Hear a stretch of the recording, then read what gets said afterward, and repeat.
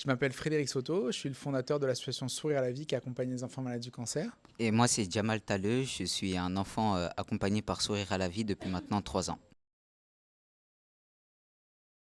L'association, c'est une espèce de couteau suisse, un endroit où on va vraiment réfléchir à toutes les solutions possibles et inimaginables pour aider ces enfants au moment où ils en ont le plus besoin. On travaille sur la durée, on est là dès le début du diagnostic à leur côté à l'hôpital, et puis on a des espaces à l'extérieur pour pouvoir optimiser leur moment de sortie et leur permettre de retrouver, de garder le plus possible une vie d'enfant faite de sport, de mouvement, d'apprentissage, de culture, d'art et de voyage.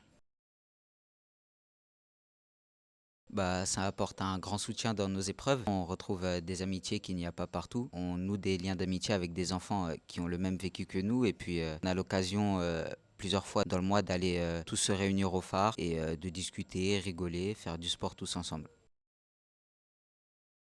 On a tout un programme sportif à l'intérieur de l'hôpital. À l'intérieur de l'hôpital, déjà, on a tous les jours des éducateurs dans plusieurs hôpitaux de France. Globalement, on couvre vraiment toute la région sud, la Bretagne et puis la Bourgogne-Franche-Comté. Et petit à petit, l'association grandit et les antennes s'ouvrent un peu partout, progressivement pour bien maîtriser la qualité de ce qu'on peut proposer aux enfants. Ça se fait bien. Donc, on a tout un travail intra-hospitalier où on va mettre en place plein de petites solutions qui vont permettre à l'enfant de mieux vivre ses traitements, notamment de faire du sport, quelle que soit la phase du traitement. À toute phase, tous les jours, ils vont faire du sport. Ça va beaucoup les aider à perdre moins de poids, à garder le moral, à rester quand même actifs et mobiles et à éviter, à gommer tous les problèmes liés à l'alitement, etc. et à la toxicité des traitements. Donc, on va vraiment travailler sur cette partie-là, sur la toxicité des traitements, mais aussi sur la joie de l'enfant, sur ce qui peut être positif pour lui. On a aussi tout un programme qu'on lance là qui s'appelle l'éveilleuse qui vient proposer aux parents des moments de répit aussi pour eux où on prend en charge leur enfant un peu comme une nounou le ferait, quoi, et pour leur permettre de pouvoir